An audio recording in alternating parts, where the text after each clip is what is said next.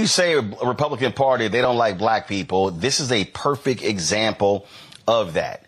This Tarrant County District Attorney's Office, they have announced that they're going to be appealing last month's ruling by the Texas Appeals Court that overturned the Crystal Mason's 2018 conviction for illegal voting.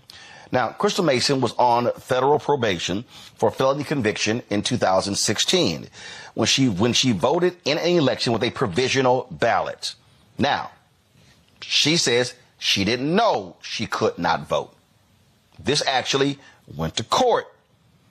The folks with the probation folks said in testimony that she didn't know. She was not told. She was convicted anyway. 2 years later of voter fraud and sentenced to 5 years behind bars because state law only allows felons to vote if they have fully finished their sentence, including any parole or supervision requirements. Now, keep in mind, she had to go back to federal prison for violating the terms of her probation, and then they tacked on 2 more years of supervised release.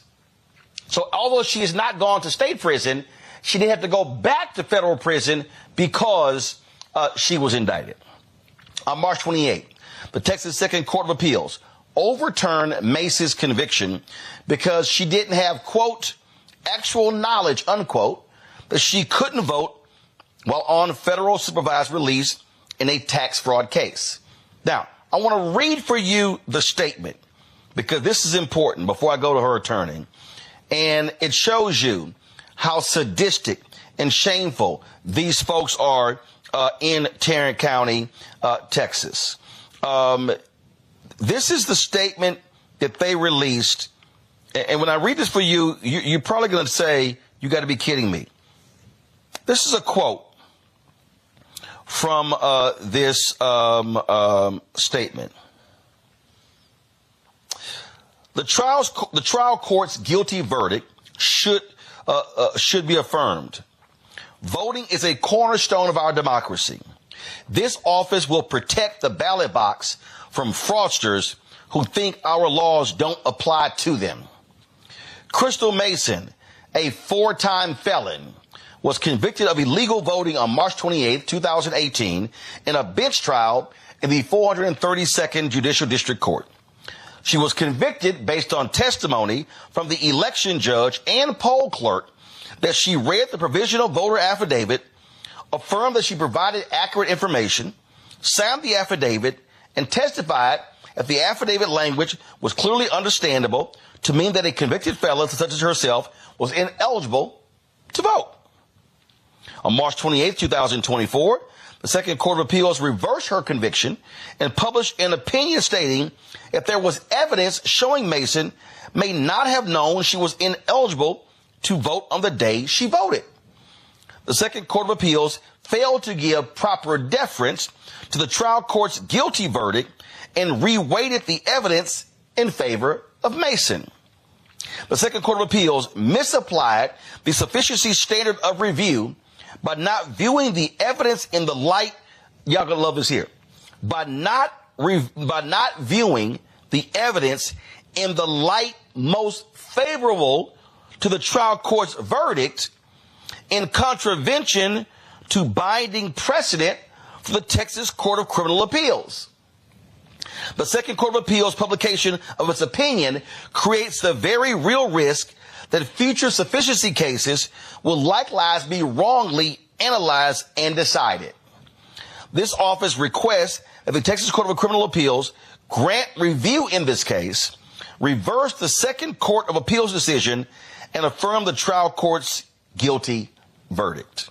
That's from the Tarrant County DA's office. Kim Cole, Crystal Mason's attorney, joins us right now. Kim, hate to have the fact that we're talking to you again about this case. This has been going on for 8 years. And for people who don't understand, she filed a provisional ballot. The ballot was not even counted. So it wasn't like it actually was included. That's one.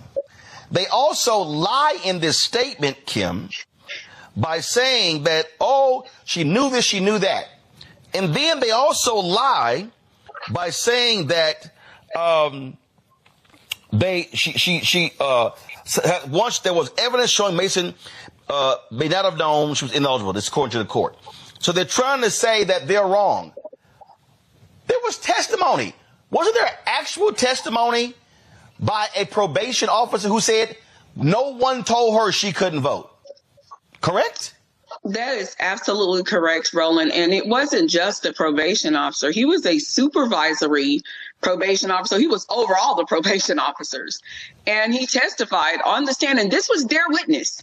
This was not Crystal's witness. This was their witness that they called to the stand. And they asked him point blank, didn't you tell her that she was not eligible to vote? And he said, no, I did not.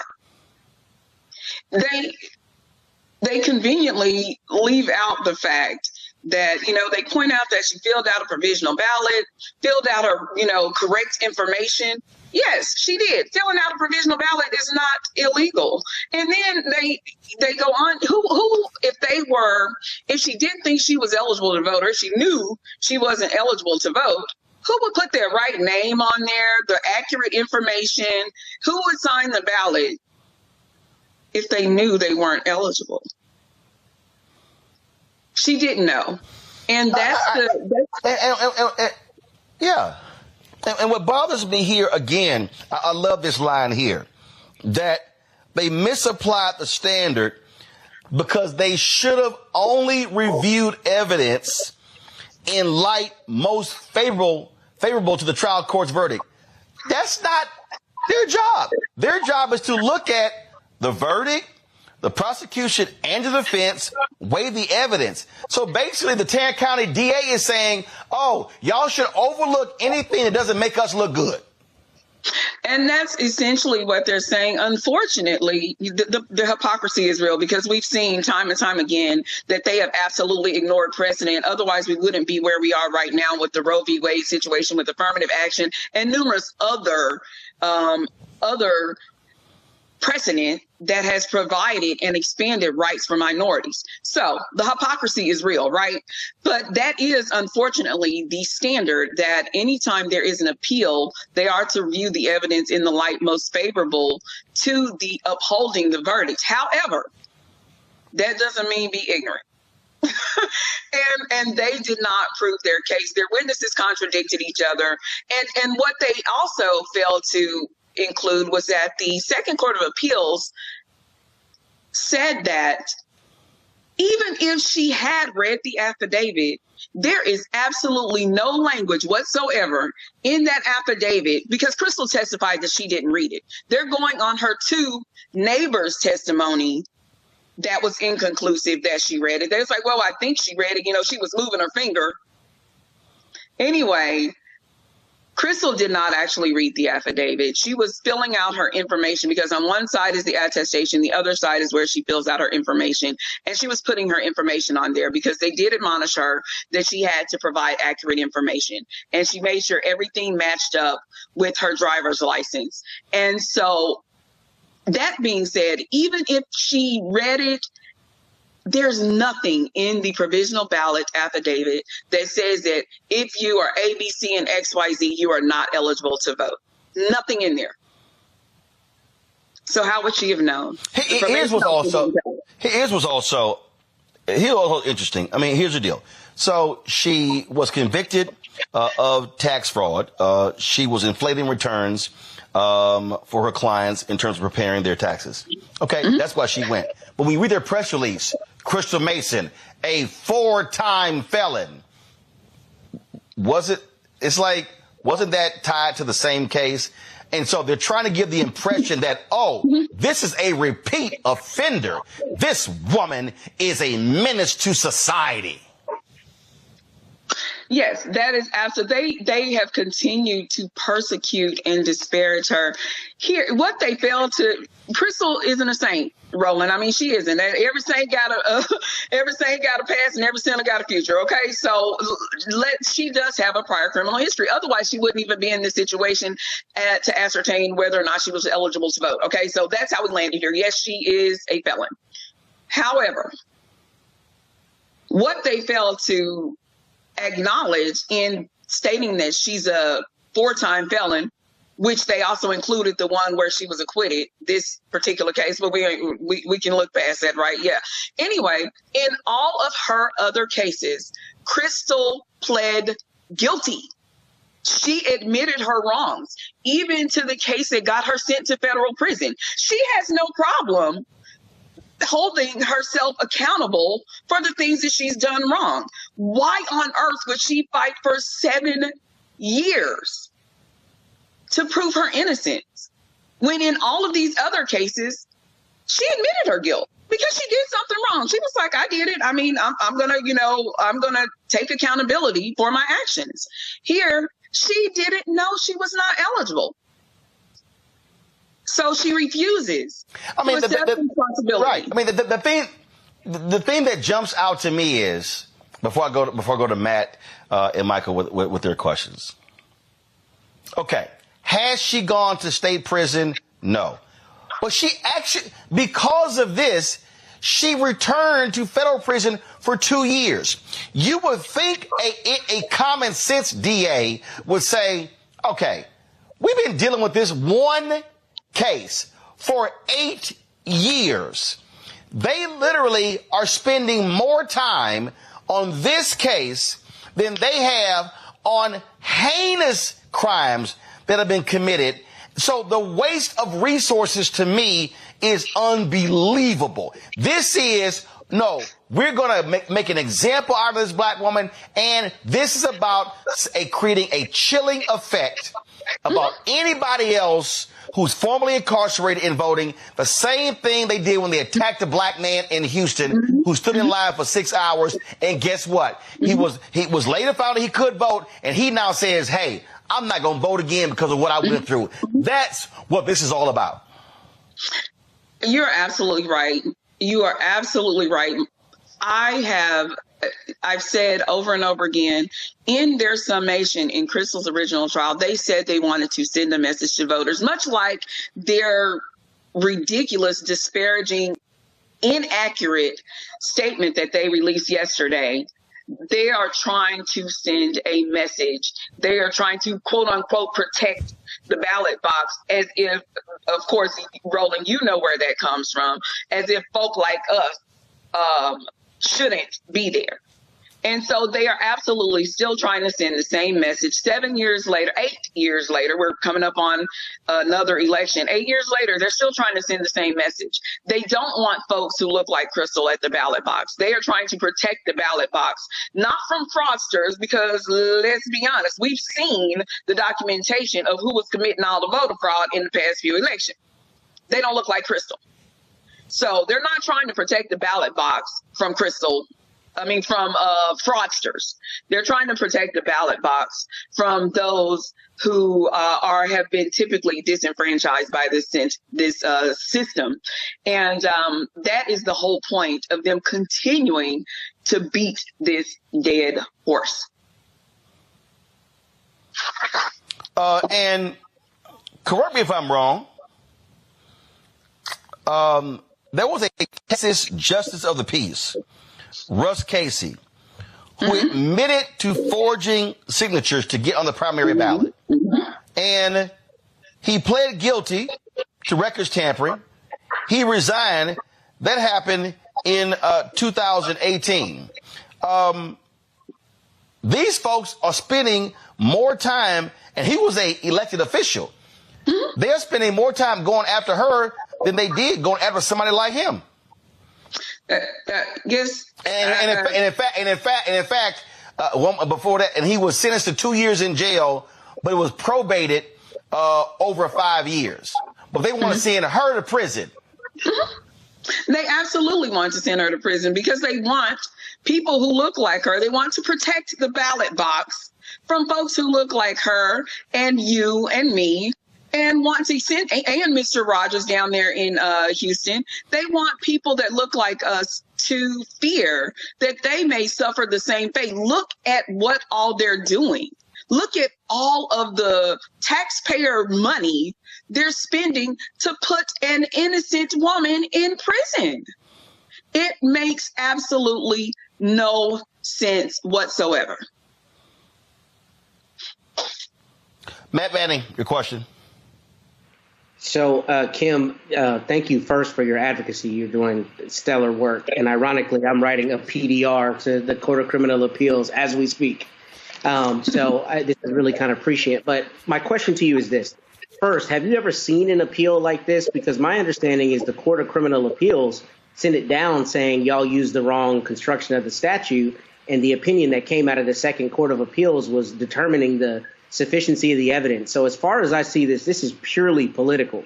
And to that end, is there any mechanism that y'all have to dismiss a frivolous appeal like you would like a Rule 91A dismissal on the civil side or any dismissal like that? Because I think it's frankly unethical to appeal it following the Court of Criminal Appeals opinion in this case. But I haven't seen the mechanism whereby you could get it thrown out, just on its face, because I don't know how to get there at all.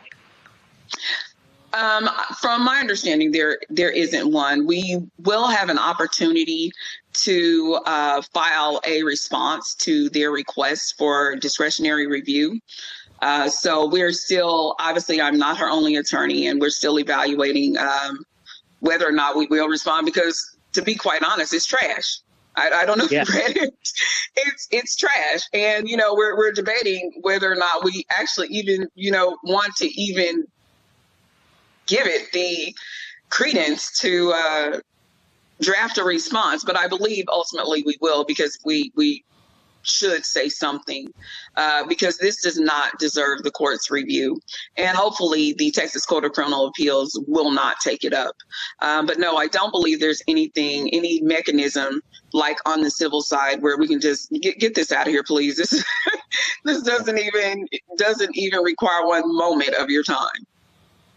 I mean, I think this is sanctionable, arguably sanctionable conduct, because it's so rare that you have the top court, and Roland, for all the viewers, the Court of Criminal Appeals in Texas is like our criminal Supreme Court. Mm-hmm. So this is basically the criminal Supreme Court saying, y'all got it wrong below, look at it again, them acquitting following that instruction, and then this Tarrant County DA still trying to press the issue because he doesn't want to lose in the court of public opinion. But the court has already said what it is. So, I mean, to me, it's sanctionable because I don't think there's an ethical basis on which to advance this appeal. Anyway, my thoughts.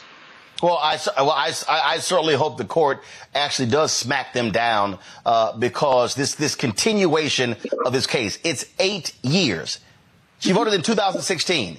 I'm sorry, you don't spend 8 years on a case like this. Michael? All right, Attorney Cole, thanks for coming back on, giving us an update. First and foremost, how is Crystal doing with this new news?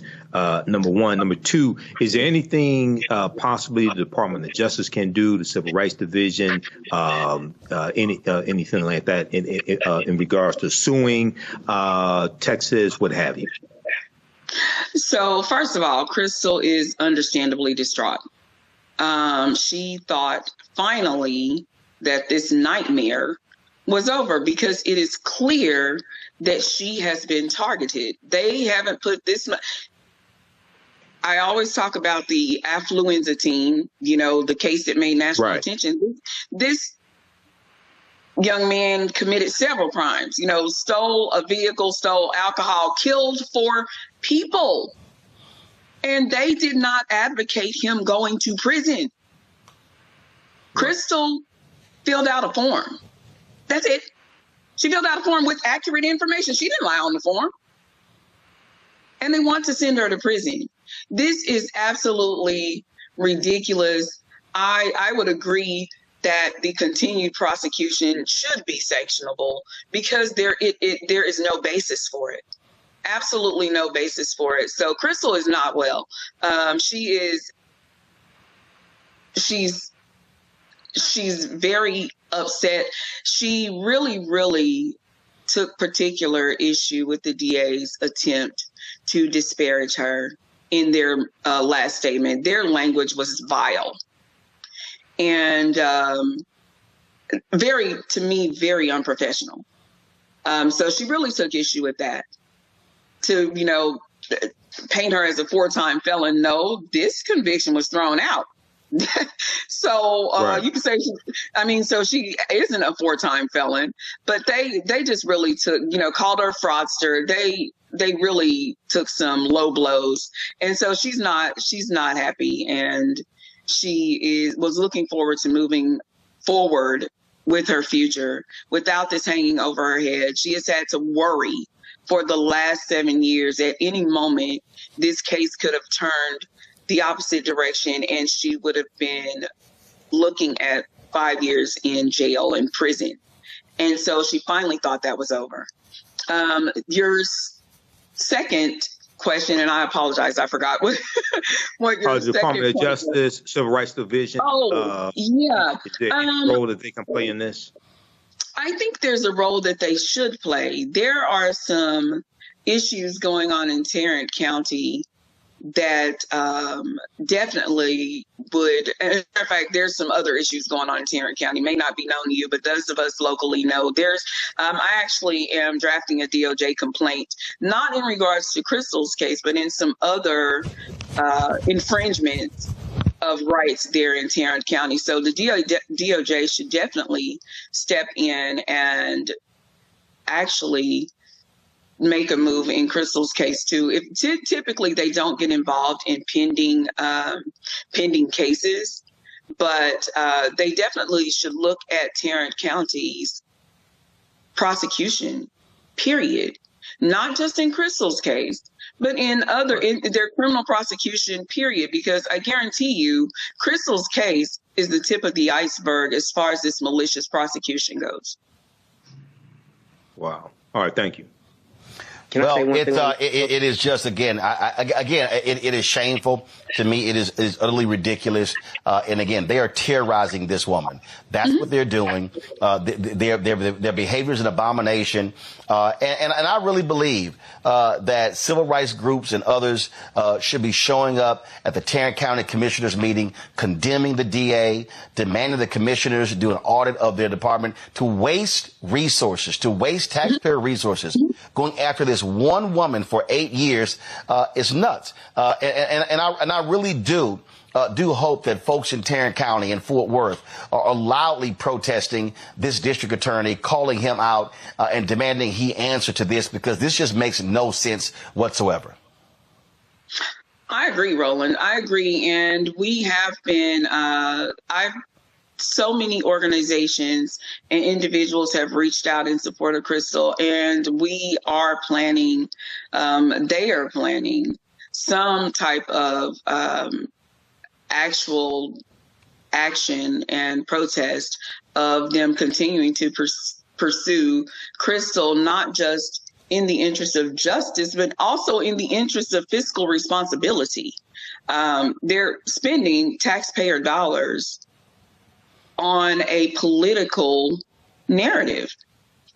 And that's not how the taxpayers want their dollars spent. I would think if there are funds allocated toward fighting crime, they would really prefer that they pursue people who have actually committed crimes. All right, I want to jump into the first story here. And, Friday's edition, the Friday, April 26th edition of Roland Martin Unfiltered.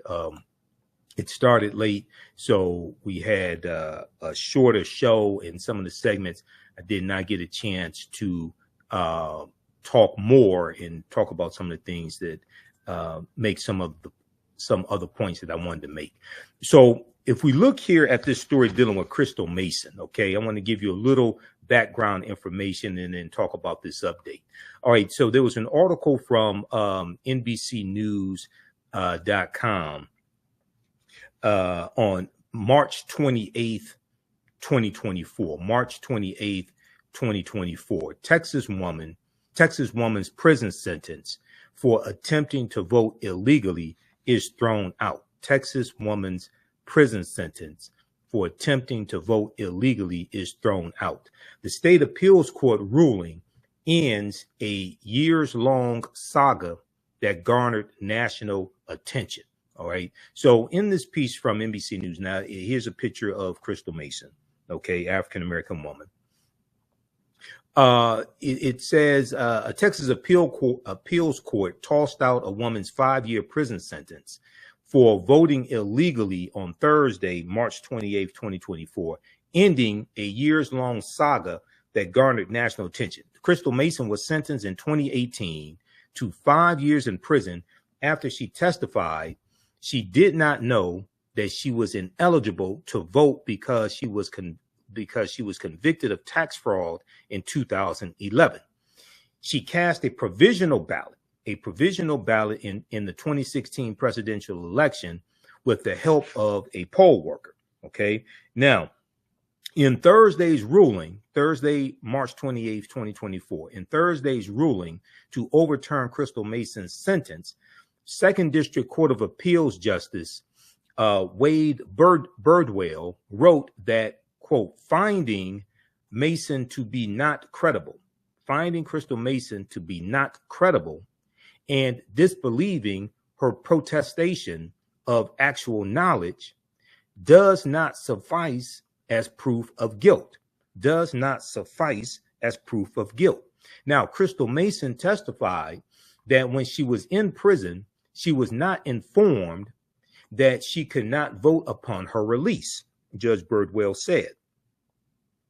Justice Wade Birdwell said. She was not informed that she could not vote upon her release. She also, quote, emphatically denied having read the provisional ballot's affirmations detailing felon voting restrictions, testifying that she did not know she was not allowed to cast a ballot because she was on supervised release from prison, according to Judge Birdwell. Now, Crystal Mason's provisional ballot was not counted. Her provisional ballot was not counted when officials determined that she was ineligible to vote because of her 2011 conviction, the ruling said. Quote, in the end, the state's primary evidence was that Crystal Mason read the words on the affidavit, end quote, Judge Birdwell said. Quote, but even if she had read them, okay, now this is critical here to the overturning of her case, overturning of her conviction. But even if she had read them, they are not sufficient, even in the context of the rest of the evidence in this case, to prove beyond a reasonable doubt, that she actually knew that being on supervised release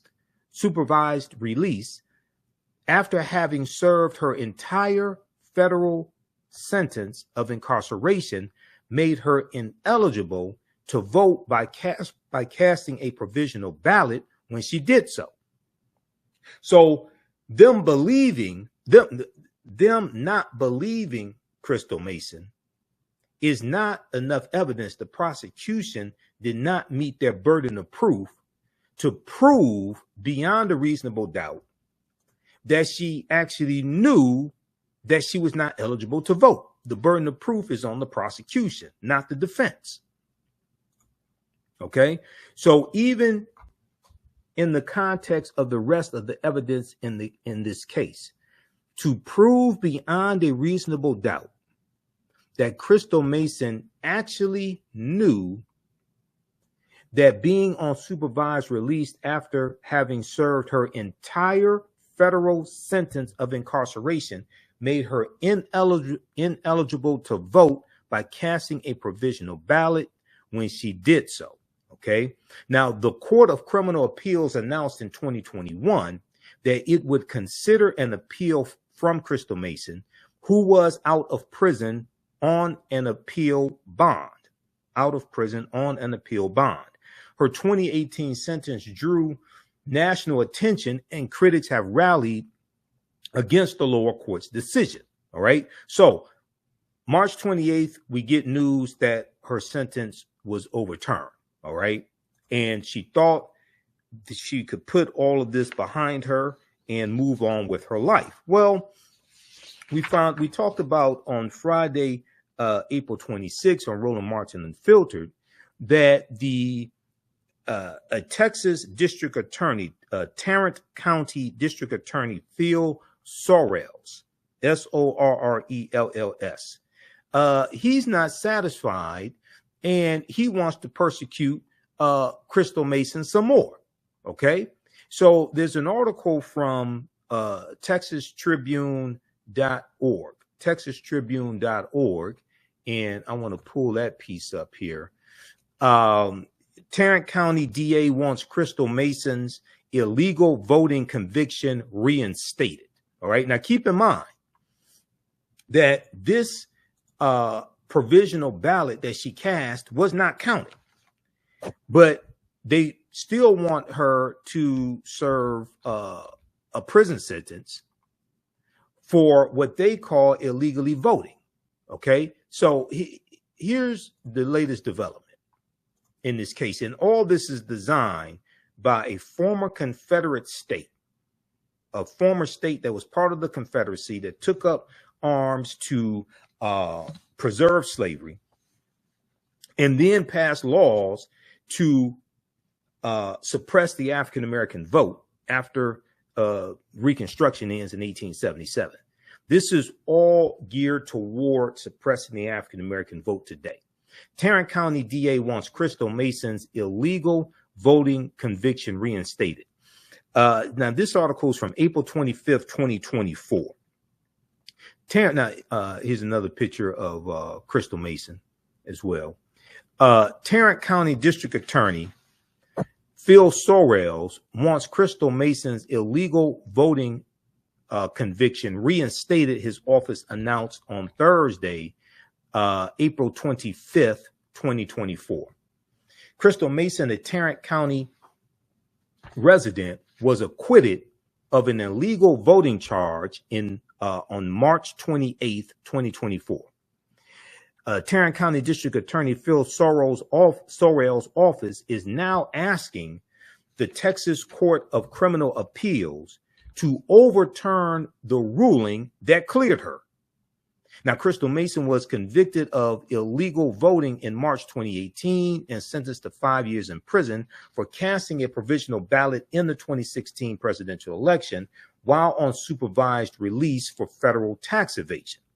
Quote, this office will protect the ballot from fraudsters, who think our laws don't apply to them, District Attorney Phil Sorrells' office said in a statement. So they're trying to further criminalize her by referring to her as a fraudster. Now, this office, the District Attorney's office argues, the Second Court of Appeals did not give proper deference to the trial court's guilty verdict, and reweighed the evidence in favor of Crystal Mason when it overturned her conviction.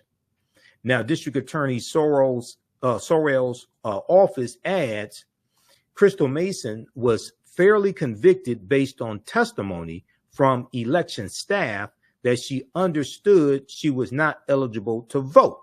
But Crystal Mason's attorney, one of her attorneys, Kim T. Cole, on Roland, Martin, Unfiltered, and as you saw on the show, said that's not true. Okay, the Crystal Mason has maintained she did not know she was ineligible to vote. Okay, and they said that there was a poll worker who testified that Crystal Mason read the full affidavit.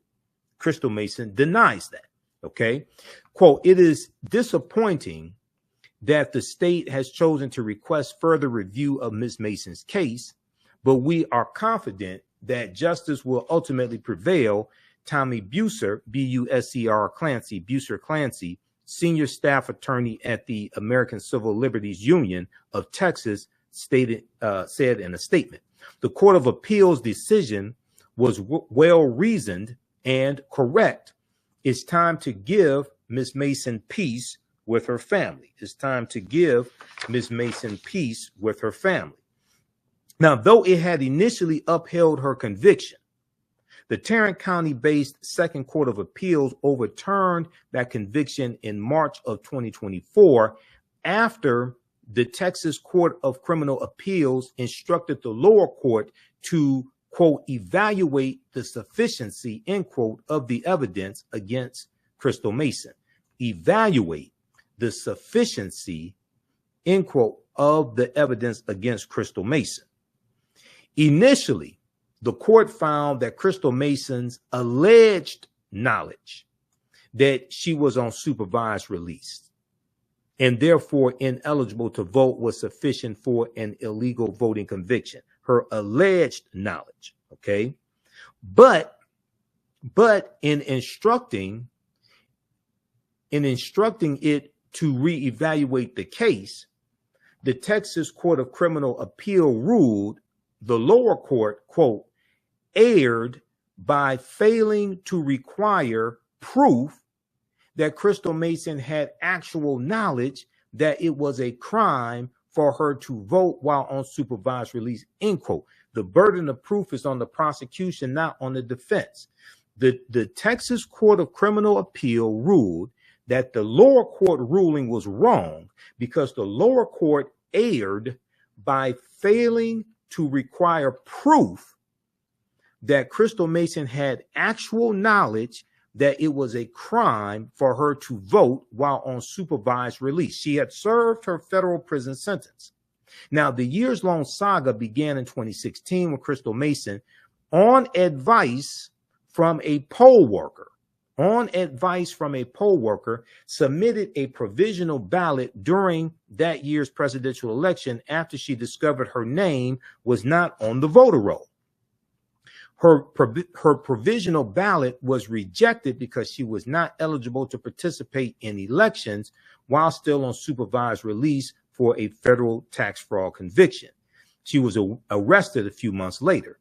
Now, the case against Crystal Mason hinged on an affidavit that she signed before casting her provisional ballot that required individuals to swear that, quote, if a felon, I have completed all my punishment, including any term of incarceration, parole, supervision, period of probation, or I have been pardoned, end quote.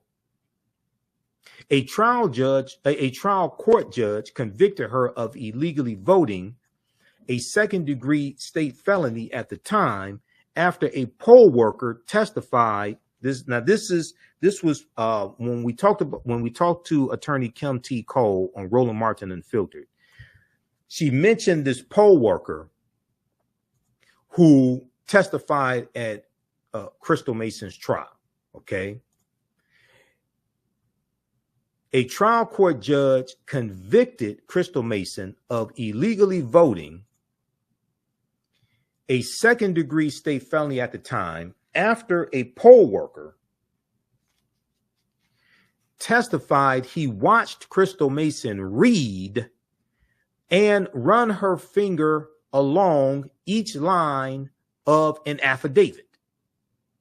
Okay, now this was presented as evidence that she understood she was not eligible to vote. Crystal Mason, however, said she did not read the entire affidavit. At trial, a supervisor, now this is another key point right here.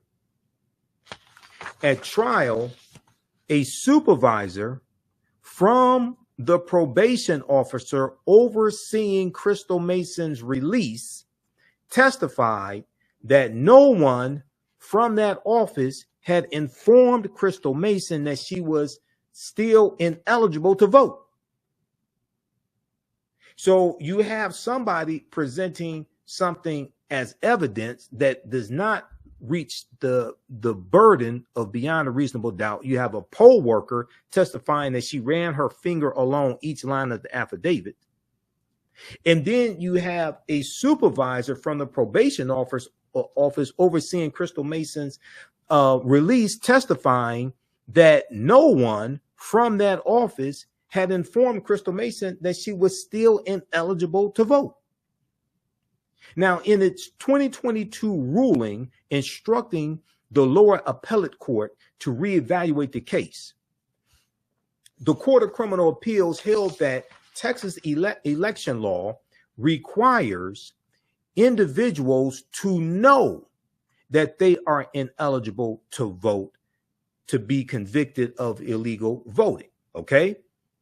In its 2020 ruling instruction, the lower appellate court, in its 2022 ruling instructing the lower appellate court to reevaluate the case, the Court of Criminal Appeals held that Texas election law requires individuals to know that they are ineligible to vote to be convicted of illegal voting.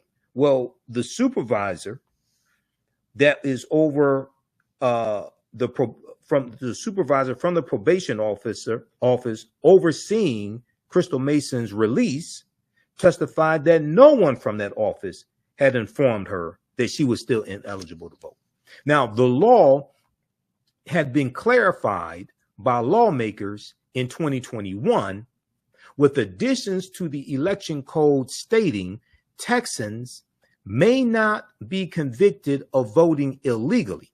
Texans may not be convicted of voting illegally solely upon the fact that the person signed a provisional ballot, and instead required other evidence to corroborate they knowingly tried to cast an unlawful vote. Okay, now it's pathetic and sick and sad that you have Texas District Attorney Phil Sorrells, who still wants to persecute Crystal Mason after her conviction was overturned by the Second Circuit Court of Appeals. But all of this deals with understanding law.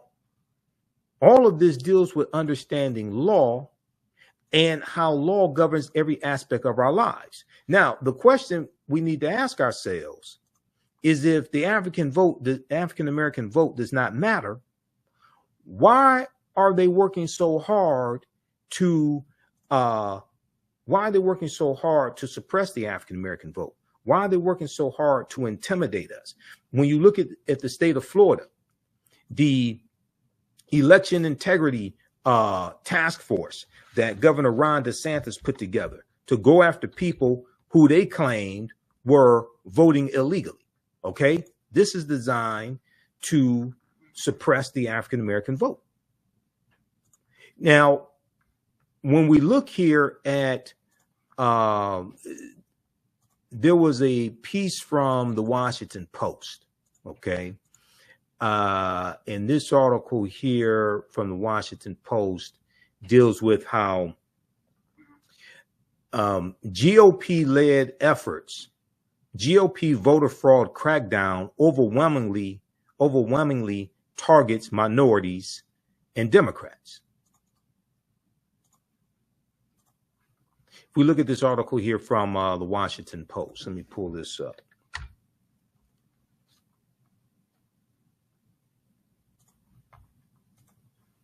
And this is a piece from 2023. GOP voter fraud crackdown overwhelmingly targets minorities, Democrats. Blacks and Hispanics made up more than 75% of defendants, and Democrats nearly 60%, in a controversial push by Republicans to prosecute election cheating, according to a first of its kind analysis by the Washington Post. Now, this article is from December 20th, 2023. African Americans and Hispanics made up more than 75% of defendants, and Democrats made up nearly 60% of defendants in a controversial push by Republicans to prosecute election cheating.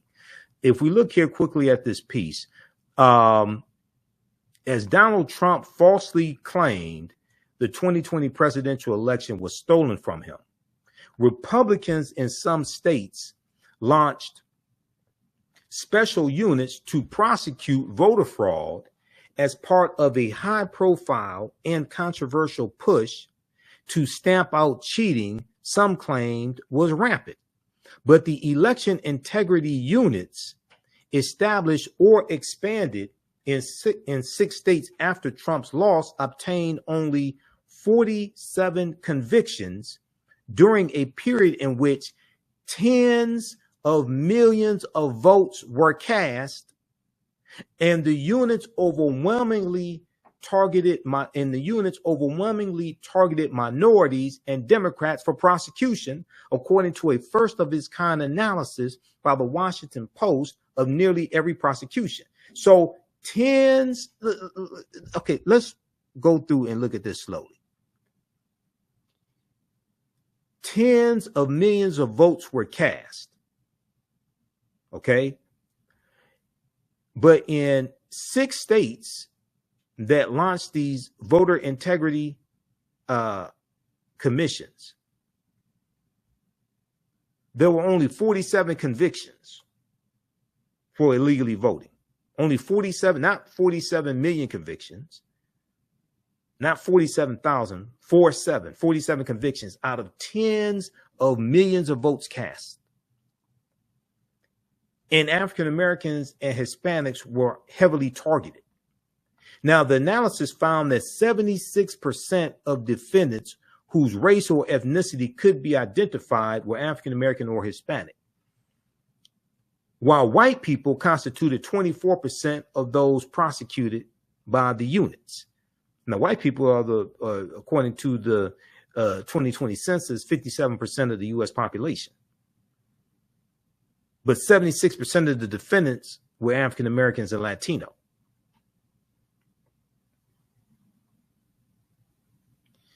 Registered Democrats made up 58% of those targeted whose party could be identified, while registered Republicans were 23% of those targeted. In the rest of the cases, the defendant was not registered with the political party. The Washington Post was able to determine a defendant's race, ethnicity, or political party in roughly 70% of the cases. Okay, read the rest of this piece here. This is all about voter intimidation. This is all about voter intimidation and trying to suppress the African American and Latino vote, because you have some white people, not all white people, but some white people fear that by the year 2043, they are going to be a numerical minority in this country, and they fear what's going to happen to them. Now, all white people don't fear this, but there's some, especially a lot of Republicans, who do, and they fear what's going to happen to them when they become a numerical minority in this country. Some of them feel like they are losing power. Okay. And as we talked about in my deconstruction of Candace Owens' interview on The Breakfast Club, the 2 shows that we did dedicated to that, what you have is cultural anxiety. When we look at going back to the 2016 presidential election, okay, there was a piece from the Atlantic.com, dealing with how it was cultural anxiety that drove white working class voters to Donald Trump.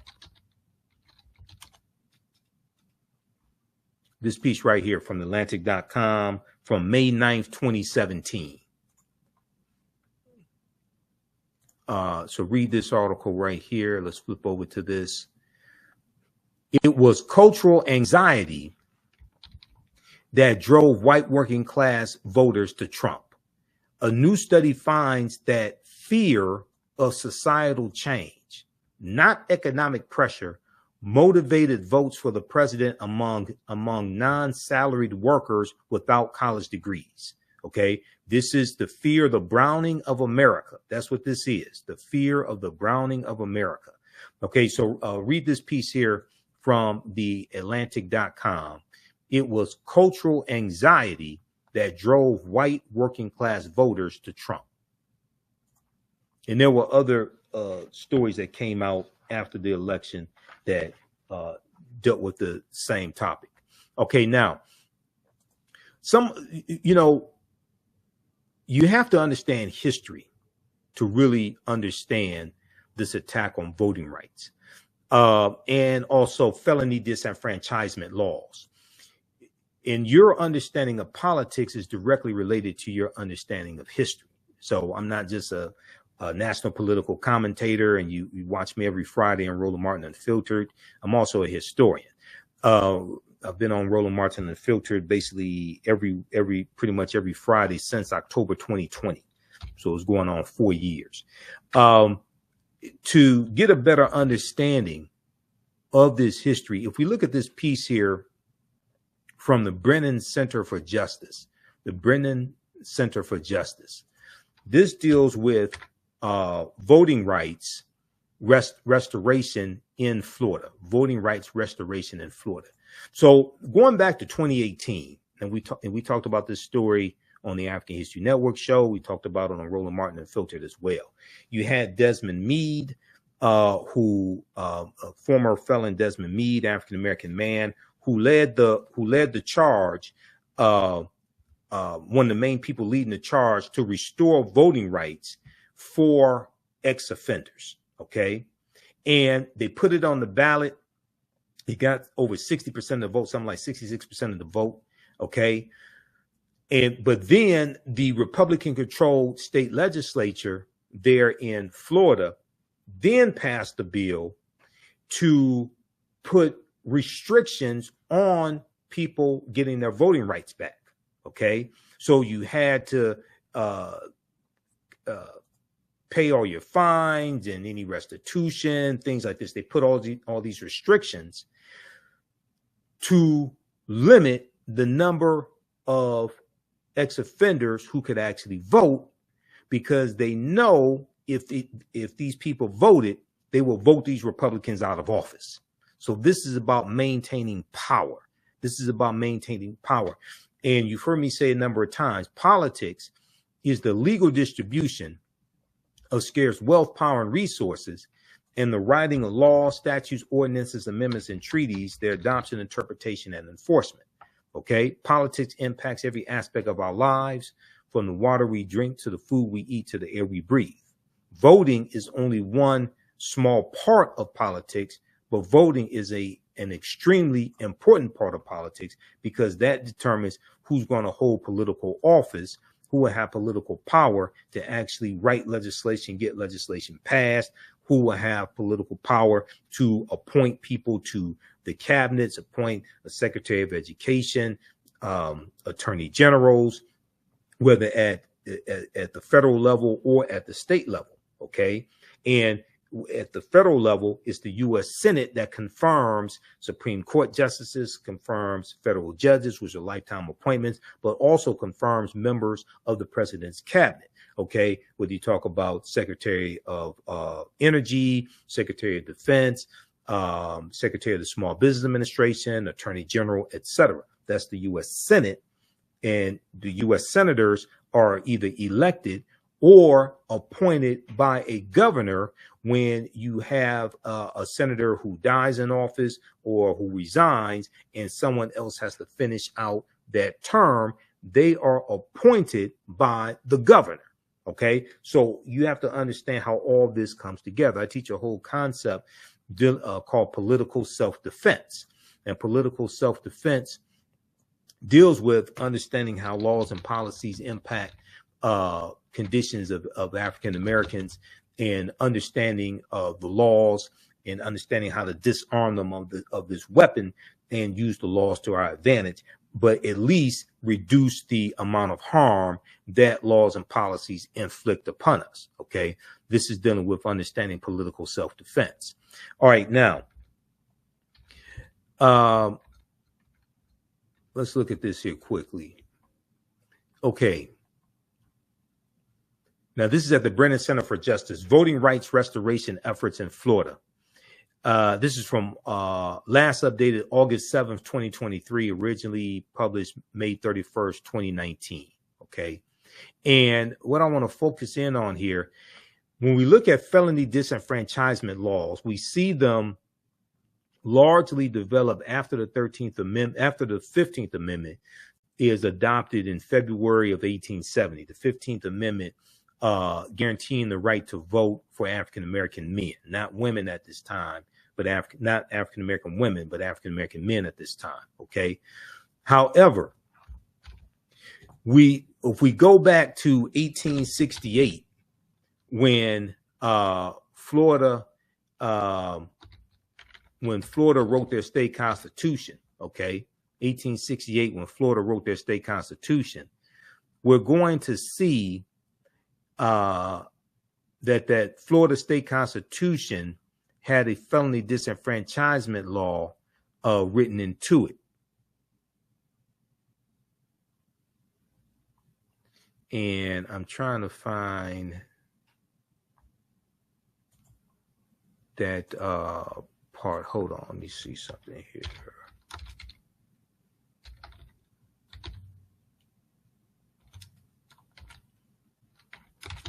Because in one of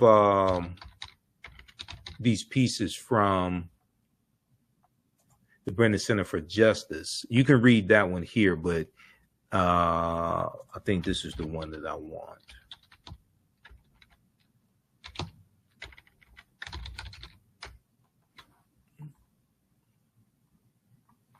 There's one dealing with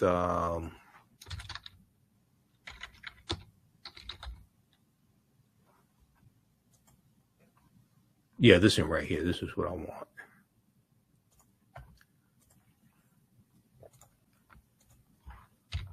This deals with Florida when they wrote their state constitution in 1868.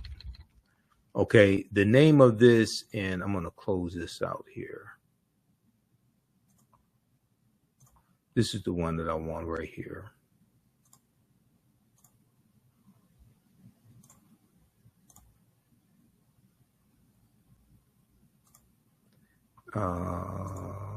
Let's see, let's go to it right here.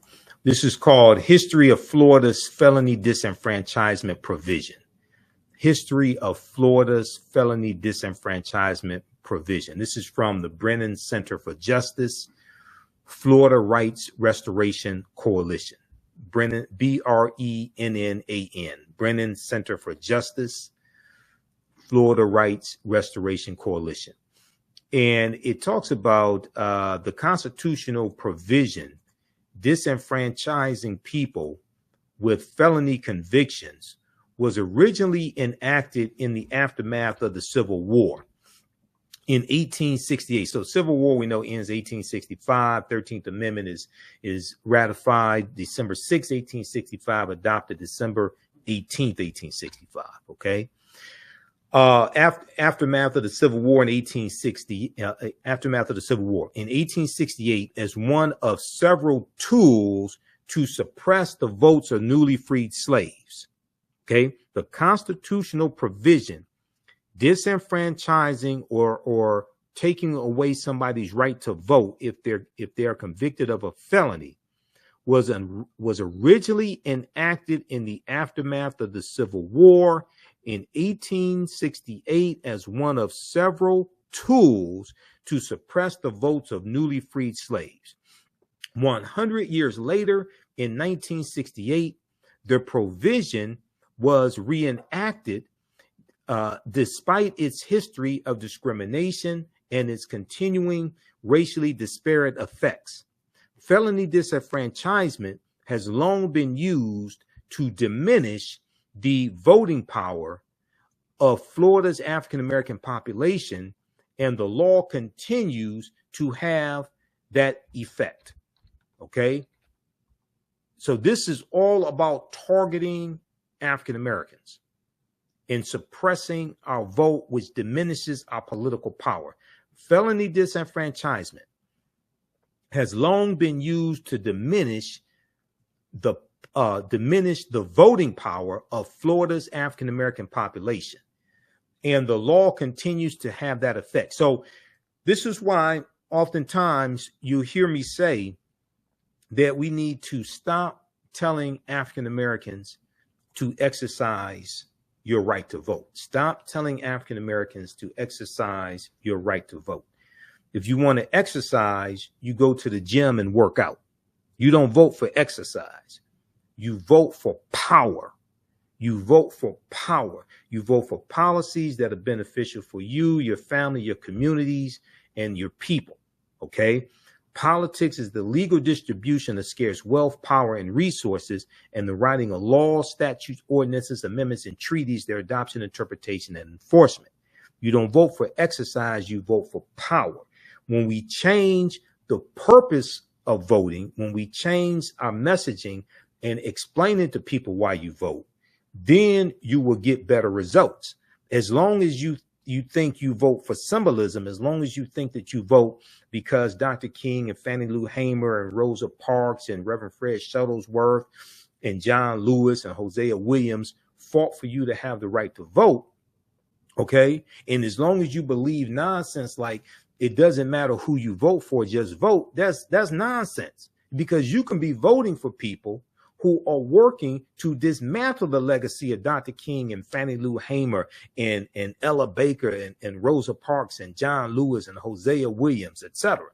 Okay?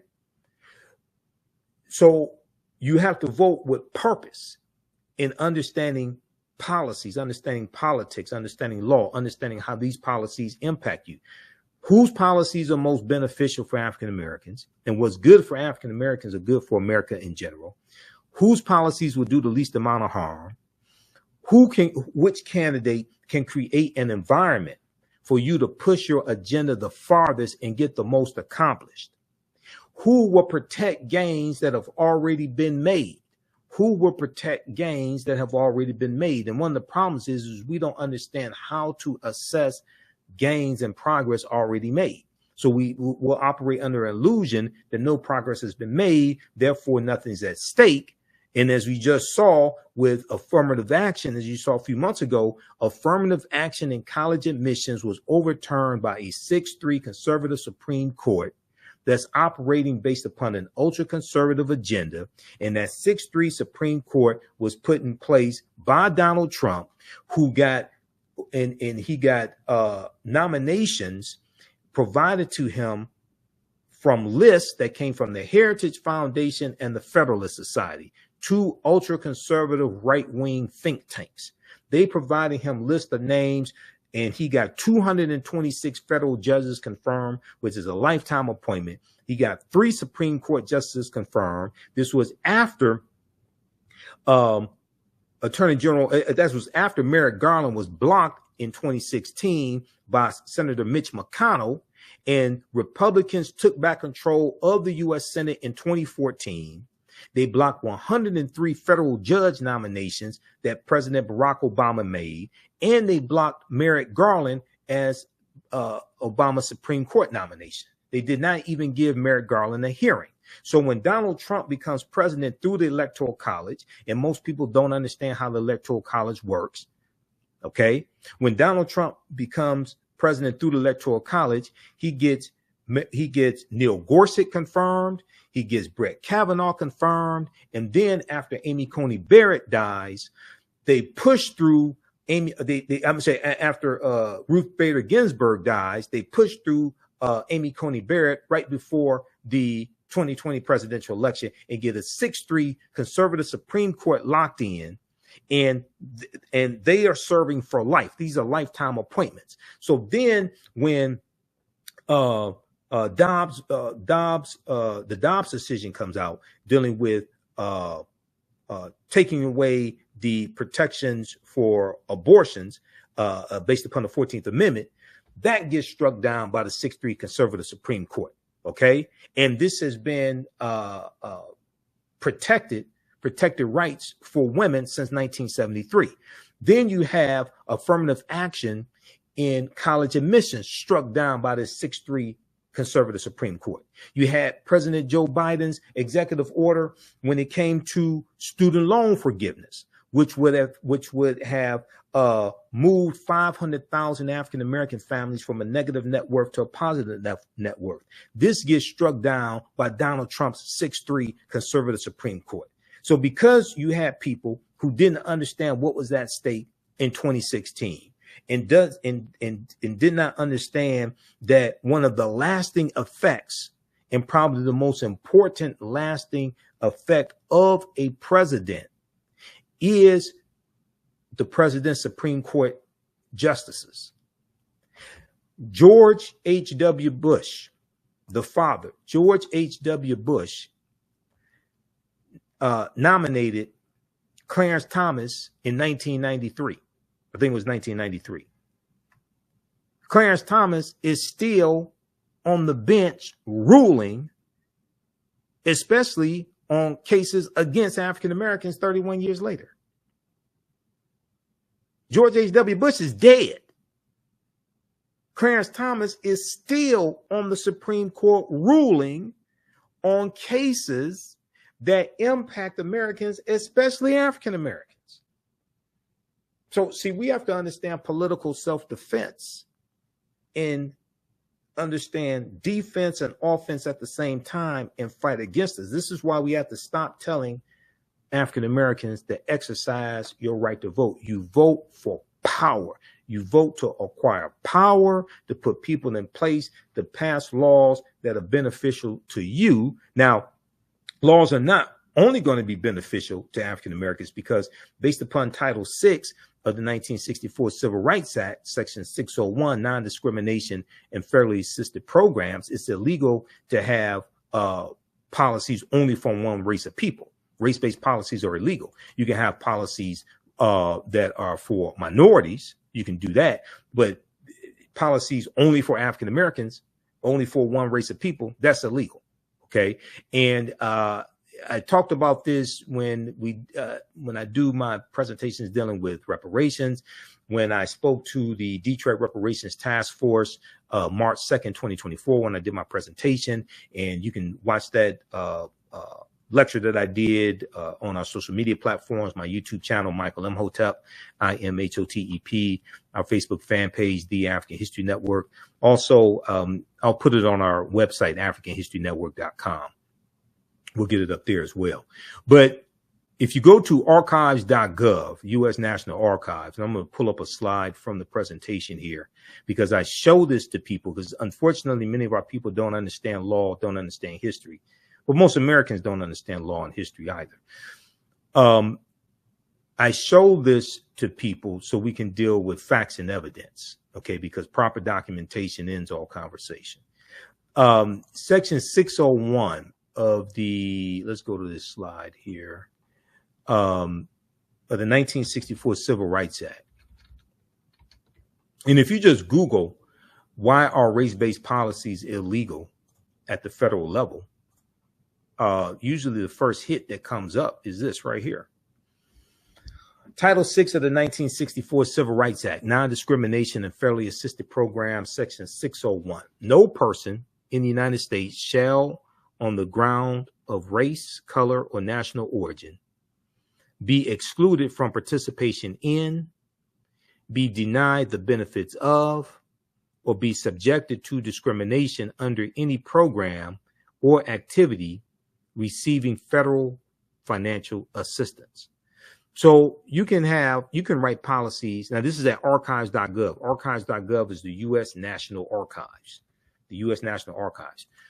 You can also read the Presidential Records Act of 1978 at the U.S. National Archives website also, because it doesn't say a president can keep classified documents once they leave office. That's not what the Presidential Records Act says, but you can read it for yourself.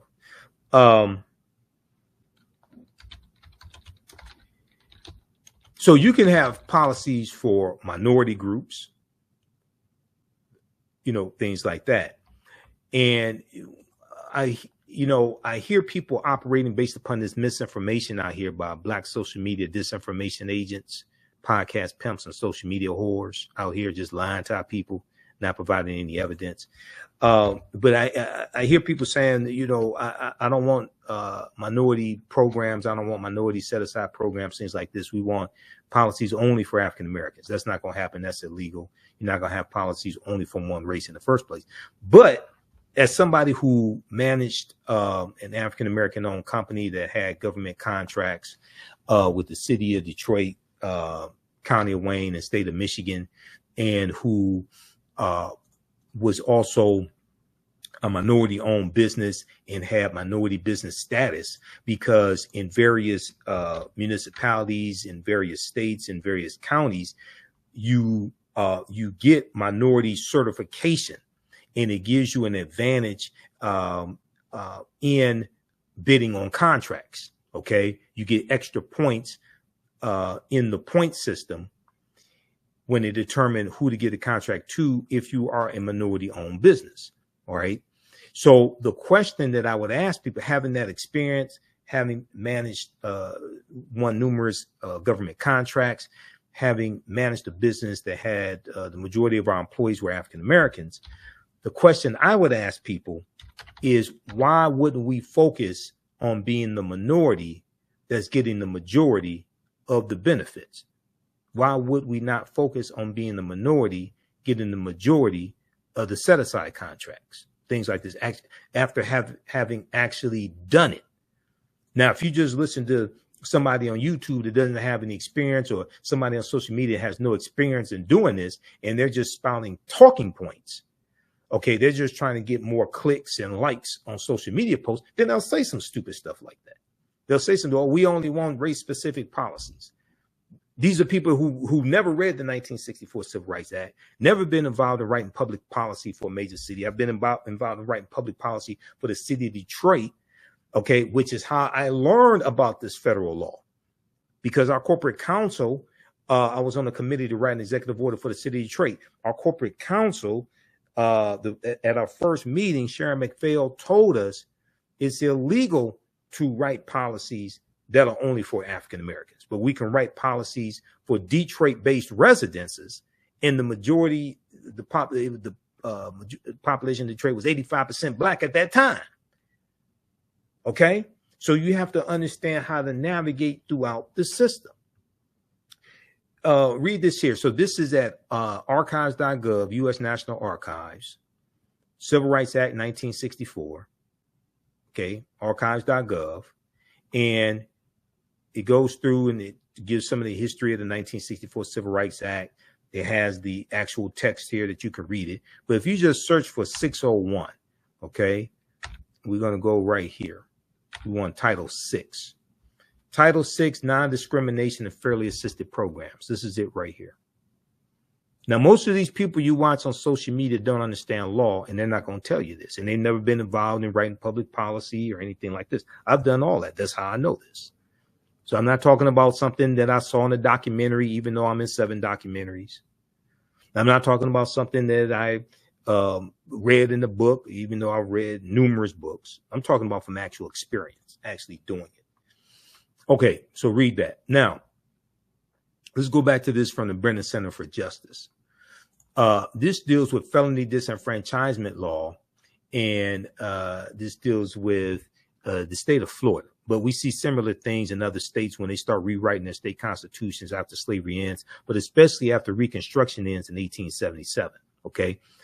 Criminal disenfranchisement and Reconstruction, Florida. In 1868, Florida dramatically expanded criminal disenfranchisement. 1868, 3 years after chattel slavery ends, 3 years after the 13th Amendment. For the first time in 1868, the state of Florida barred from the polls, from the voting polls, all people with felony convictions. Okay, all people with felony convictions. So before slavery, like white people with felony convictions, it was all right to vote. After slavery ends, now these Black people want to vote. Oh, no. We can't. We have to prevent a Negro legislature. Well, we have to prevent this. What was the fear? The fear was African Americans gaining political power and being able to vote, hold office in state legislatures, being able to write policies that white people had to abide by, write laws that white people had to abide by, and vote on those laws. This was at a time when the African American population in Florida was 48%. Okay, in 1868, African Americans were 48% of the population of the state of Florida. And they said that and white people said they were doing this to prevent a Negro legislature, Negro legislature. So they put this felony disenfranchisement law in place in 1868, and you lost your right to vote for life. You lost your right to vote for life. But not only that, what they did was they expanded the number of laws that were classified as felonies. Okay, so let's look at this. For the first time in 1868, the state of Florida barred from the polls all people with felony convictions, while at the same time creating a host of new felony crimes. The list of disqualifying infamous crimes was expanded as well. African Americans were disproportionately disenfranchised under the new provision because state policies at the time were designed to control newly freed slaves. State policies at the time were designed to control newly freed slaves through the criminal justice system. In 1865, the Florida state legislature enacted black codes as a way to control freedmen, former slaves, freedmen.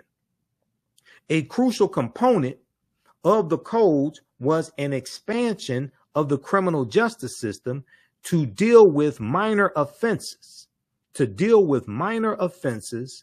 that legislators believed blacks were more likely to commit and that had been formerly punished by their masters. Okay? Crimes that they believed blacks were more likely to commit and crimes that had been formerly punished by their masters. The black codes had their desired effect. By the 1870s to 1880s, estimates show that more than 95% of the convicts in the Florida convict camps were African American. More than 95% of the convicts in the Florida convict camp were African American at a time when we're 48% of the population in the state of Florida. A captain in one of the camps at the time noted it was possible to send a Negro to prison on almost any pretext, but difficult to get a white man there. Okay. And then they talk about how we were 48% of the population and how this was done to prevent a Negro legislature. Okay. So read the rest of this here. This is about the fear of African Americans gaining political power, utilizing political power. History of Florida's felony disenfranchisement provision. This is at BrennanCenter.org. BrennanCenter.org. All right. Now, if you like this type of information, you can support the African History Network a few ways. Be sure to register for the online history classes that I teach on Saturdays. Ancient Kemet, the Moors, and the Ma'afa, Understand the Transatlantic Slave Trade, what they didn't teach you in school. Visit our website, AfricanHistoryNetwork.com, AfricanHistoryNetwork.com. We deal with thousands of years of history and what leads up to the transatlantic slave trade taking place. This is a 10-week class. We're doing more than 10 weeks this time around. Next classes are Saturday, May 4th, Saturday, May 11th, Saturday, May 18th, and Saturday, May 25th, 2024, 2 p.m. Eastern Standard Time. Click right here to register here for the class. The class is on sale $60, regularly $130. We do the sessions live. All the sessions are archived and recorded. You can go back and watch it any time. So a year from now, 2 years from now, you can still watch the entire course. We have the lesson plan here for the entire course also already laid out, so you can look at the content that we cover. We deal with 80 to 100 articles, And I put together this class. I've been teaching this class on and off since 2017. Okay. I've been studying history 34 years now, do lectures across the country, been hosting the African History Network show 14 years. But we look at, there's over 200 slides that I put together, 80 to 100 articles that we'll go through and look at. The 15 books that we reference. You don't have to buy any of these books to follow along in class. I'll show you excerpts of the books on the screen usually. And we'll look at video clips of interviews I've done with historians like Professor James Small, Professor Kabahai Wapakamane, Anthony Browder, who wrote Nile Valley Contributions to Civilization, which is one of the books we use in the class, Runoko Rashidi, who wrote Black Star, The African Presence in Early Europe, which is another book that we use in the class, okay? So you can register for this. Its content is PG-13. You can use this information with your children as well. Visit our website, AfricanHistoryNetwork.com. AfricanHistoryNetwork.com. Okay. And we'll post the link here. The link's in the thread of this broadcast. And you can support us through PayPal and Cash App, $ the AHN show through Cash App, $ the AHN show through Cash App, and through PayPal, paypal.me /the AHN show. So we have the information right here on the website as well. This is our official Cash App account, $ the AHN show, SHOW. When you go to it, it'll say Michael and show my picture there. These are fake African History Network Cash App accounts here that have been stealing money from us. There are a few other ones out there I've identified. I'm still trying to get them shut down. You can click right here on our link and it shows our QR code, okay, for Cash App. This helps us stay on the air, keep doing the research, pay some of the bills, etc. Upgrade equipment, take care of what needs to be done. All right. Okay, let's go back to this story here. Now, quickly dealing with felony disenfranchisement. Okay, then we're going to move to the next story. A lot of people don't know. So when we look at the history of felony disenfranchisement, right, especially in these former Confederate states, there's a good article that we use in the second class that I teach, dealing with Black resistance movements, Haitian Revolution, U.S. Civil War, Civil Rights Movement, the Black Power Movement, 1800 to 1968. That's the second class that I created and that I teach. This is a good article here from history.com. History.com is the official website of the History Channel. This deals with how Jim Crow era laws suppressed the African-American vote for generations. How Jim Crow era laws suppressed the African-American vote for generations. And one of the things they talk about in here is the all-white primary. So they talk about the Mississippi State Convention of 1890. They helped kicked off a lot of this. Now, the poll tax law in 1889, Florida instituted their poll tax law, which was a tax that you had to pay to register to vote. That was the year before the Mississippi State Convention. But after Mississippi has their state convention, rewrites their state constitution, impose poll taxes and literacy tests, things of this nature, obstacles to the 15th Amendment, we're going to see other states do the same thing. Georgia, Alabama, 1901, Georgia, I think it was 1910, South Carolina, 1895, Louisiana, 1898. Okay. But so you have literacy tests that are put in place. Okay. This is one of the ways that they try to suppress the African-American vote. Poll taxes, but also all white primaries. Now, this is something that the state of Texas did, where Crystal Mason is being persecuted right now. All white primaries were instituted by Democrats at the time. Now, this is before the party realignment was completed in 1968 with the election of Richard Nixon. And you had a shifting in the parties, which began with the party realignment begins in 1928, which is what is known as the Lily White Movement of 1928. The Lily White Movement of 1928. Okay. And this was the effort to push African Americans out of the Republican Party. And we started slowly going over to the Democratic Party. Okay. There was a article that I did a 3-hour lecture dealing with the history of why African Americans switched from the Republican Party to the Democratic Party. There was a piece from one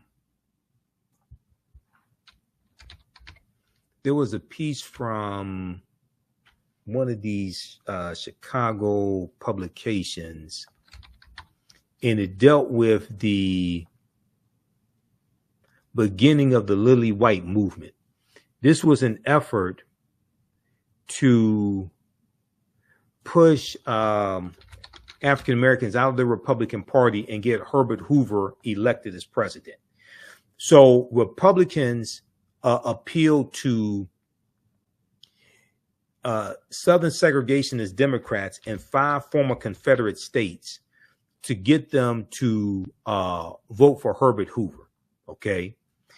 And they started ignoring the needs and concerns of African Americans and started pushing us out of the Republican Party, started ignoring the rise of the Ku Klux Klan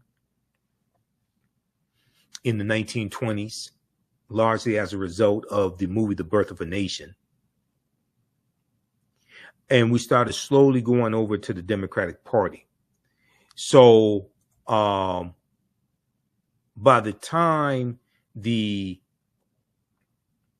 1960 presidential election takes place between John F. Kennedy and Richard Nixon, 60% of African Americans had already switched over to the Democratic Party. And one of the things that caused the switch was we found, even though we were leery of President Roosevelt, we found him to be largely more receptive to our issues. But also in 1948, President Harry Truman, when President Harry Truman ran for president in 1948, the Democrats had a pro-civil rights agenda, And what this did was this caused Southern segregationists to separate, some Southern segregationists to separate and form the Dixiecrat Party. And Strom Thurmond ran for president in 1948 as a Dixiecrat. Okay. If we look here, and the Dixiecrats were anti-civil rights. If we look here, this is the piece I was looking for. This is from ChicagoMag.com. ChicagoMag.com. And this is called How the Party of Lincoln Lost Virtually the Entire Black Vote in 88 Years. How the Party of Lincoln lost virtually the entire black vote in 88 years. In 1928, the Chicago Defender, a black-owned newspaper, warned the GOP that it was in danger of alienating African Americans. They did not listen, and the fall came fast. Now, this is from July 29, 2016. The point I want to go to here is when they talk about the Lily White movement, okay? And this was a Southern strategy that was implemented by the Republican Party. Here's an excerpt of what Robert Abbott, founder of the Chicago Defender, wrote. Let's see here. So what the Defender did, okay, finally in October 20th, 1928 editorial entitled What We Want, the Chicago Defender made a dramatic announcement. We want justice in America, and we mean to get it.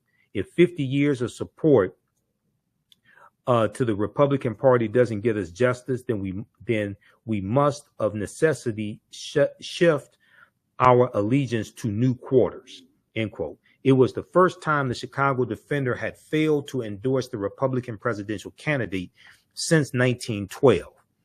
In the run-up to the 1912 election, Woodrow Wilson, despite a typical history as a Southern Democrat, had reached out to black voters, even though he was a white supremacist, including leaders like Dr. W.B. Du Bois. After Woodrow Wilson's victory, the paper, the Chicago Defender reported that a substantial number of blacks supported him. Once in office, President Woodrow Wilson immediately alienated his black supporters. Okay. Now, Robert Abbott, founder of the Chicago Defender, is a diehard Republican his whole life. But with Herbert Hoover, who is explicitly, I wouldn't describe him as a racist, but he's interested in what he called a lily white Republican Party, This is after generations in which the Republican Party has stood for racial justice. So this was the lily white movement that begins in 1928. Okay. So scrolling down later in the article, it says the Republican National Convention was held in Chicago that summer, which to those at the Chicago Defender made the near absence of African Americans all the more galling. So now they're talking about, let's see, the Defender, what period of time? Right, it must be talking about right about 1928 here. Okay, the Republican National Convention was held in Chicago that summer, which to those at the Defender made the near absence of African Americans all the more galling. So consistently had Herbert Hoover, President Herbert Hoover, pursued his policy of making the party lily white, that the newspaper had to fight even to get African American delegates seated. Okay, so read the rest of this, but and research the lily white movement of 1928. The lily white movement of 1928. And this was the effort by Republicans to push African Americans out of the Republican Party and to ignore our needs and concerns, etc. All right, now going back to this piece here from History.com, the official website of the History Channel, how Jim Crow era law suppressed the African American vote for generations. Okay, in this piece, they talk about the all-white primaries that took place in Texas. And this led to the lawsuit of Smith versus Allwright in 1944, which was won by Thurgood Marshall. All-white primaries. When literacy tests, poll taxes, grandfather clauses, and the many other ways to circumvent the 15th Amendment did not work to suppress black voter turnout, white legislators in several southern states used all white primaries to all but eliminate black voters' presence in the electoral process. In Texas, for example, the Texas state legislature gave the Democratic Party the authority to set its own rules. The party determined that it was for white voters only. It was for white voters only, excluding African Americans from its elections and effectively making local electoral politics dominated by one party that upheld Jim Crow laws. After a white election official blocked an African American man named Lonnie E. Smith the right to vote in the 1940 Texas Democratic primary, the NAACP's Thurgood Marshall and William H. Hastie, Hastie, challenged the case all the way to the U.S. Supreme Court. In 1944, the U.S. Supreme Court ruled in the case Smith versus Allwright that the Texas white primary system was unconstitutional. Quote, the right to vote in a primary for the nomination, to be famous. the right to vote for primary. I've got to make something good outside. The right to vote in a primary for the, and let me pull this back up. Hold on. They had a video playing. I don't want that playing in this broadcast here.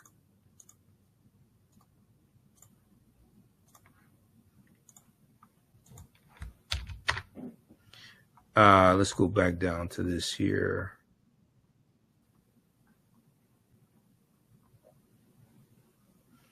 Let me go back to this. Okay, it said the right to vote in a primary for the nomination of candidates without discrimination by the state is a right secured by the Constitution, said the U.S. Supreme Court in an 8-1 U.S. Supreme Court decision. Okay. And that was Smith versus Allwright right here. Okay. So read the rest of that. The name of this article is How Jim Crow Era Laws Suppressed the African American Vote for Generations. Okay, and that's at history.com, which is the official website of the History Channel. Okay, now, okay, so check out those pieces. Now, there was back in March when we talked about Crystal Mason's conviction being overturned. We talked to on Roland Martin Unfiltered. We talked to her attorney then, and we mentioned a case of a white GOP official. And I want to look at this article here.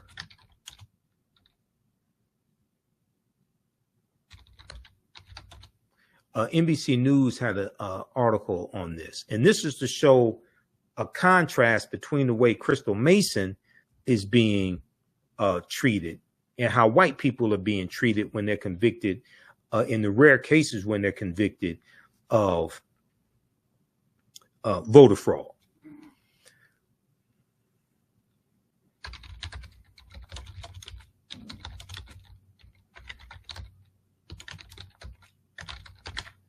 Let me pull this up. Okay, Georgia Republican Party official voted illegally 9 times.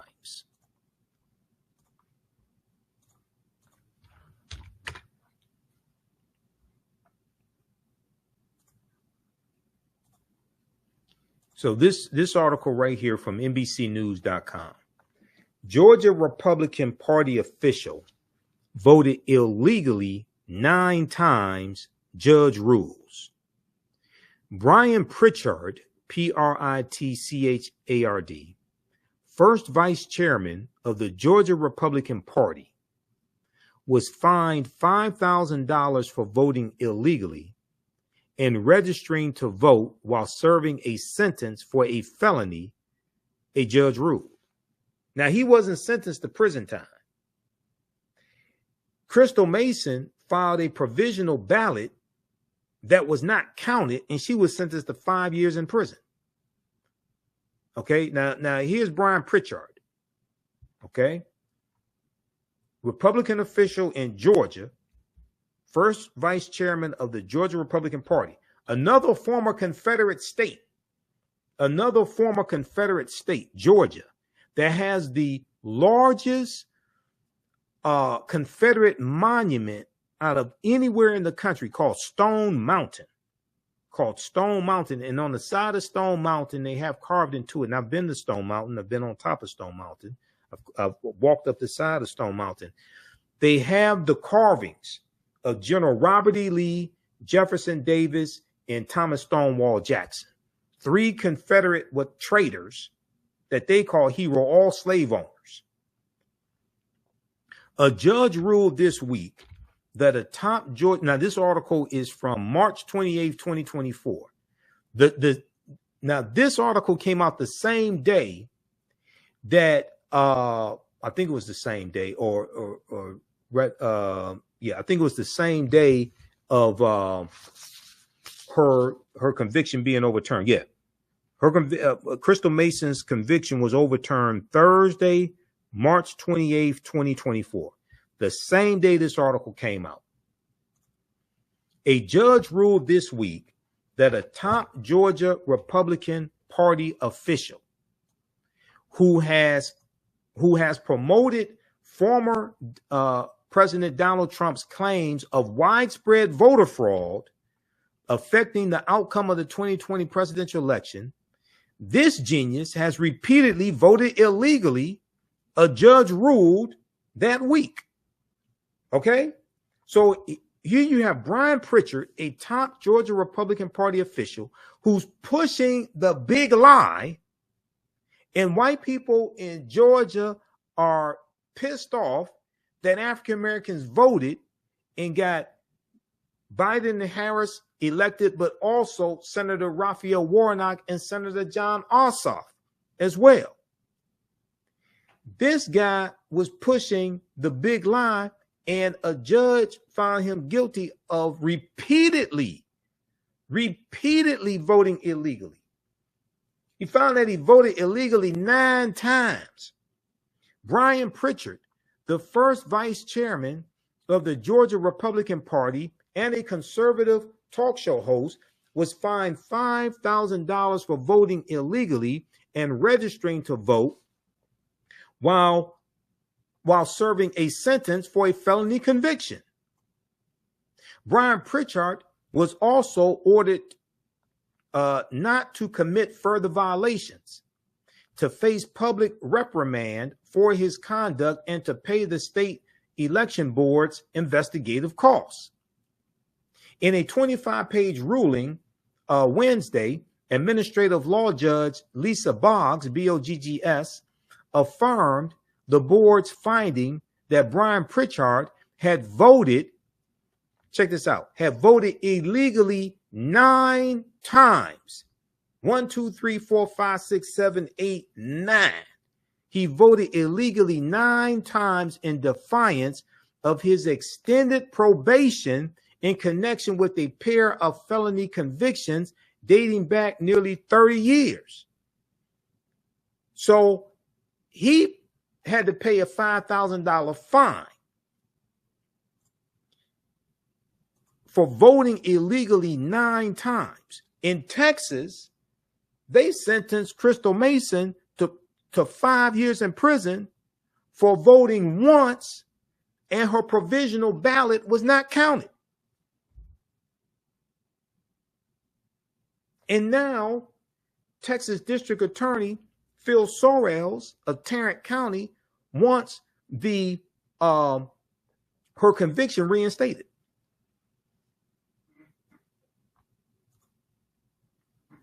You can't make this stuff up. White man votes illegally 9 times, gets fined $5,000. Black woman votes illegally. They say illegally once. She was not told that she could not vote once, and her vote doesn't count. She gets sentenced to 5 years in prison. You can't make this stuff up. Brian Pritchard was initially sentenced in 1996 to 3 years probation in connection with felony forgery charges in Pennsylvania, according to the ruling. Okay, read the rest of this article here. This is Brian again, great upstanding citizen. You know, he values voting so much, he voted illegally 9 times. A judge ruled. That's not me saying it.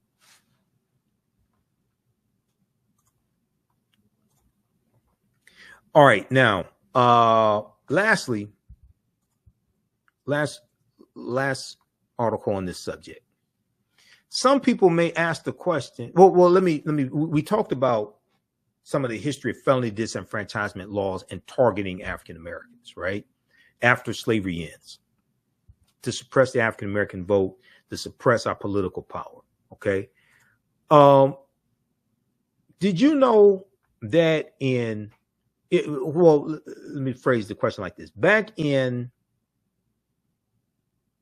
I think it was 2020, when Senator Bernie Sanders of Vermont, he was thinking about running again for president, right? And one of the things he was saying was that if you are a convicted felon, you should be able to vote from prison. Okay. And you had a lot of people who were laughing at him, saying he was crazy, didn't know what he was talking about. Okay. Now, sometimes he doesn't know sometimes he does sound crazy, but it's not because of that. Okay. He was right on that accord. He was right in that instance. All right. I have some disagreements with him. Sometimes he's just, it's like, but he was right in this case, right? The reason why Bernie Sanders said that you should be able to vote from prison if you are a convicted felon is because in the state of Vermont, where he is a U.S. senator, you can vote from prison if you are a convicted felon. Also, you can do the same thing in the state of Maine. Now, why is it in Vermont and Maine right now you can be a convicted felon and vote from prison, but in Florida and Georgia and Mississippi and a lot of those former Confederate states, you could not? Is because Maine and Vermont did not have a history of having large populations of African Americans, as well as having large populations of slaves. Their history, even though they did have slavery, at least in Maine, their history is different than those former Confederate states that took up arms against the Union and formed the Confederacy to maintain slavery. Their history is different. Let's look at this article from NBCnews.com. Most states disenfranchise felons. Maine and Vermont allow inmates to vote from prison. Advocates say the rehabilitative effects of letting inmates have a voice is profound. Now, this article is from February 26, 2018 by Jane C. Timm, Timm, for NBC News. Okay. And in the article here, it says, okay, so they talk about this gentleman, Joseph Jackson, was one of the millions of Americans inspired by Barack Obama's 2008 White House bid. Let's see here. Okay, Jackson, okay, he's 52 years old. He was convicted in Maine, one of just 2 states that allow felons to vote from behind bars. In the U.S., nearly all convicted felons are disenfranchised during their prison sentences and often barred from the ballot for years after release. Okay, now, in 2018, when Florida put on the ballot restoring voting rights to felons, at that time, only 4 states banned felons from voting for life. Florida was one of them. And that law in Florida dated back to 1868 when Florida wrote their state constitution. So all these black conservatives out here who want to talk about how slavery is behind us, slavery's in the past, slavery has nothing to do with today. They don't want to talk about laws that are in existence today that are the legacy of slavery, the vestiges of slavery, and were put in place like that 1868 felony disenfranchisement law 3 years after the Civil War ended. And it was put in place to suppress the political power of African Americans, of former slaves.